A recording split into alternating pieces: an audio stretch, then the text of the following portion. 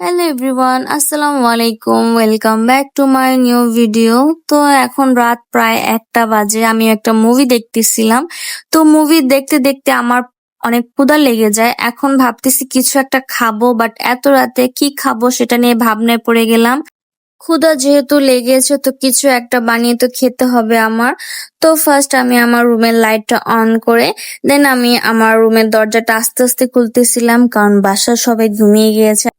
তারপর আমি আস্তে আস্তে রান্নাঘরে চলে আসি আর রান্নাঘরের লাইটটা অন করি। তো এখন ভাবনা হচ্ছে কি খাবো। চিন্তা করতে করতে আমার চোখের সামনে ম্যাগি নুডলসটা ছিল, তো ভাবতেছি যে আজকে ম্যাগি নুডলসটি রান্না করব। তারপর আমি আস্তে আস্তে চলে আসলাম ফ্রিজের কাছে। তো ফ্রিজ খুলে দেখলাম যে কোনো ভেজিটেবল আছে নাকি। তো এখানে কিছু ভেজিটেবল ছিল। তো চলো, তো এখানে আমি সবকিছু নিয়ে নিয়েছি, আর যেহেতু আমি একটু ঝাল খাবো তাই কাঁচামরিচটা একটু বাড়িয়ে নিয়েছি। তো চলো, তো এই তো আমি গাজর, আলু, পেঁয়াজ, টমেটো প্লাস ধনিয়া পাতা, কাঁচামরিচ সবগুলো রেডি করে নিয়েছি।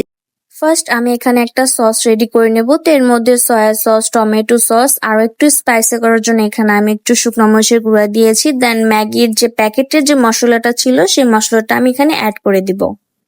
দেন একটা চামচের সাহায্যে এটাকে আমি ভালোভাবে মিক্স করে নেব। এটাকে সুন্দরভাবে মিক্স করে নিতে হবে। দেন একটা পাতিলের মধ্যে আমি ভেজিটেবলস আর নুডলস গুলো ভালোভাবে সিদ্ধ করে নেব। সিদ্ধ হওয়ার পরে এটা একটা ছাঁকনিতে ঢেলে নেব। আর আরেকটা কড়াইতে আমি তেল পরিমাণ মতো দিয়ে এখানে পেঁয়াজ কাঁচামরিচ দিয়ে ভালোভাবে একটু নেড়ে নেব। দেন এটা যখন ভাজা হয়ে যাবে তো এর মধ্যে আমি আমার যে সসটা রেডি করেছিলাম সেটাকে আমি দিয়ে ভালোভাবে একটু নেড়ে নেব। তারপর নুডলস গুলো এর মধ্যে দিয়ে ভালোভাবে নেড়ে নেব। এখন প্রায় নুডলসটা কমপ্লিট, এখন খাওয়ার পালা। তো চলো, তারপর একটা প্লেটে এটা সার্ভ করে এখন আমি আমার রুমে চলে যাব আর খেয়ে বলবো এটা কেমন হয়েছে। তো আমি আমার রুমে চলে আসলাম, এখন খাওয়ার পালা।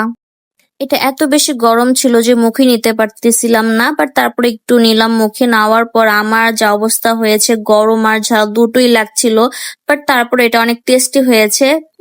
পুরো নুডলসটা শেষ করার পর ভাইরে ভাই আমার এত বেশি ঝাল লাগতেছিল, আমি পানি খেয়েছি, তারপর আমার পানিতে কাজ হয়নি। তো এখানে আমি ফ্রিজ থেকে একটা ফান্টা বের করে খেতেছিলাম। তো খাওয়া দাওয়া শেষ করে আমি ঘুমাতে চলে আসলাম। আর তোমরা রাতে ক্ষুধা লাগলে কে কি করো অবশ্যই আমাকে জানাবে। তো সবাই ভালো থাকবে, দেখা হবে নেক্সট ভিডিওতে। আল্লাহ হাফেজ।